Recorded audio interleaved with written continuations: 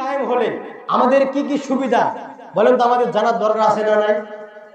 দিন কায়েম হলে অনেকে ভুলভাল কথা মানুষকে বোঝায়, আপনাদের বোঝায়। যদি হুজুররা ক্ষমতায় যায়, যদি হুজুররা রাষ্ট্রপতি হয়, প্রধানমন্ত্রী হয়, তাহলে আমাদের বড় বড় বোতল খাওয়া বন্ধ হয়ে যাবে, বিড়ি খাওয়া বন্ধ হয়ে যাবে, সিগারেট খাওয়া বন্ধ হয়ে যাবে, নারীবাজি বন্ধ হয়ে যাবে, দুর্নীতি বন্ধ হয়ে যাবে, ঘুষ বন্ধ হয়ে যাবে, জেনা বিচার বন্ধ হয়ে যাবে। কথা বলেন ঠিক না ঠিক? আসলে দেখুন, ইসলাম আসলে আপনার সব চলবে, কিন্তু ইসলাম আসলে এমন একটা পরিবেশ আমার আপনার দেশের মধ্যে কায়েম হয়ে যাবে, আপনার নিজের থেকে আপনি আর সুদ খাবেন না, আপনি ঘুষ খাবেন না। এটা কেমনে একটু ব্যাখ্যা করি। মনে করেন যে আপনাদের এলাকার মধ্যে সুদঘর আছে না নাই? কথা বলেন। এই এলাকায় মনে হয় না, সব আল্লাহর ওলি। আমার মেহেরপুরে আছে, ঘুষখোর আছে না নাই? জেনাখোর আছে না নাই?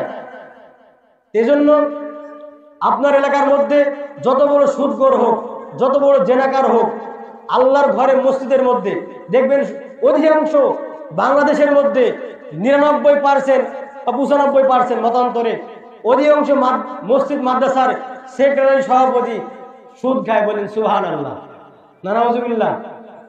অধিকাংশ মসজিদ মাদ্রাসার সেক্রেটারি সভাপতি সুদখোর আছে না? কথা বলেন। এজন্য তো এই সুদখোর যখন মসজিদের মধ্যে যায়, মসজিদের মধ্যে যাওয়ার পরে আমার এলাকার মধ্যে এক সুদখোর মসজিদে গেছে, তো নামাজের টাইমে নামাজ হয়ে গেছে, নামাজ পড়বে উজু করে, তো সুদের টাকা একজন দিতে আসছে। ভালো করে আমার কথা আপনারা বুঝতে পারছেন তো ইনশাল্লাহ? হ্যাঁ না কিছু বলবেন। ছোটবেলায় যখন আমাদের দাদিরা গজল বলতো যে অমুক রাজার 7টা বউ ছিল, অমুক ছিল তমুক ছিল, আমরা দেখবেন হা না বলতাম, ঠিক না? এজন্য আমরা এখানে গল্প করছি হাদিস এবং কোরআন থেকে, দুনিয়ার কোনো আউল ফাউল কথা নাই। কথা বলেন ঠিক না ঠিক? এজন্য তো সুদখোর যখন মসজিদে গেছে, যার পরে নামাজের টাইম হয়ে গেছে। আসলে দেখেন, এই সুদখোরের নামাজ পড়ে এই জন্য যে আমি এত কোটি কোটি টাকার মালিক, সুদ খাই তো কি হয়েছে, একটু মসজিদে যাই, মানুষ নামাজি বলবে, মুসল্লি বলবে, সভাপতি বলবে, হাজি বলবে, একটু অন্তরে ভালো লাগবে। কথা বলেন ঠিক না ঠিক? এগুলো হয় কি হয় না? তো যখন সুদখোর মসজিদের মধ্যে নামাজ পড়তে গেছে, যাওয়ার পরে তার এক ভাতিজা সুদের টাকা নিয়েছিল, এসে বলতে, চাচা আপনি এই সুদের টাকাটা নেন। তখন চাচা বলছে, নাউজুবিল্লাহ ভাতিজা, সুদের টাকা দিচ্ছ মসজিদের মধ্যে, আস্তাগফিরুল্লাহ, নাউজুবিল্লাহ, এখন নামাজের টাইমে বাইরে দেব। আচ্ছা বলেন তো, সুদ খা হালাল না হারাম? অবশ্যই হারাম, 1000% হারাম। এরপরেও সুদখোর, ভালো করে বুঝবেন, সুদখোর মসজিদের ওই পরিবেশে যাওয়ার কারণে, মসজিদে যাওয়ার কারণে সুদখোর জানে যে আমি সুদ খাই, আমি টাটকা সুদখোর হলেও এই যে জায়গাটা, এই যে আল্লাহর ঘর মসজিদ, এখানে সুদের টাকা নেওয়া যাবে না, সুদ খাওয়া যাবে না। এজন্য সুদখোর ওই পরিবেশের কারণে ভয়ে সুদের টাকাটা নিল না। এরপর একজন জেনাকার, সে মসজিদের মধ্যে নামাজ পড়তে গেছে, বাইরে থেকে তার কাছে জেনার প্রস্তাব এসে, তখন সে আল্লাহকে ভয় করে বলতেছে, নাউজুবিল্লাহ, আজ মসজিদের মধ্যে নামাজ পড়তে আসছি। আচ্ছা বলেন তো, যত বড় সুদ, সরাসরি করে কথা, যত বড় সুদখোর হোক, জেনাকার হোক, মসজিদের মধ্যে কেউ জেনা করবে? কথা বলেন। কারণ ওটা কার ঘর? কথা বলেন, আল্লাহর ঘর। আবার যে ঘুষখোর পুলিশ, আপনি মসজিদের মধ্যে তাকে ঘুষ দিতে গেলে সে ঘুষ দেবে? কথা বলেন, বলবে বাইরে। একবার রমজান মাসে আমার এক ভাই চাকরির জন্য গেছে এক স্যারের কাছে রমজান মাসে, বলতে, স্যার ওই স্যার নাকি নাস্তা খাওয়ার জন্য 10 লক্ষ টাকা চাইছে। কয় লক্ষ টাকা ভাই? চা নাস্তা খাওয়ার জন্য 10 লক্ষ টাকা চাইছে।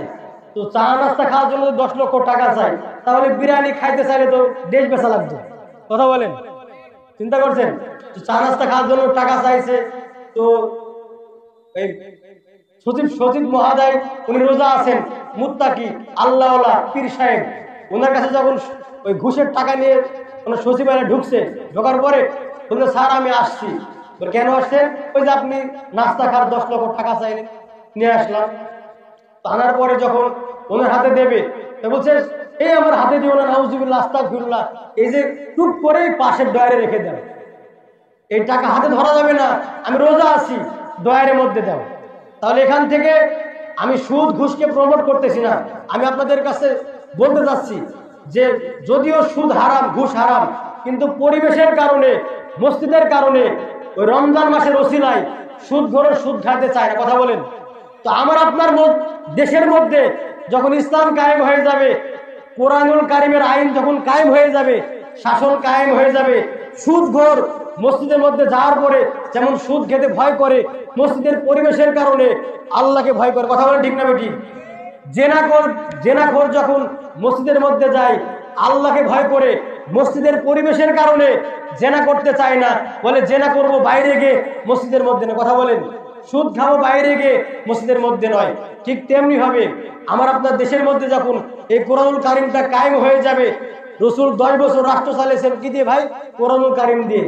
যখন আমার আপনার দেশের মধ্যে আল্লাহর আইন চালু হয়ে যাবে, তখন পুরা বাংলাদেশটা মসজিদের মতো হয়ে যাবে, বলে সুবহানাল্লাহ।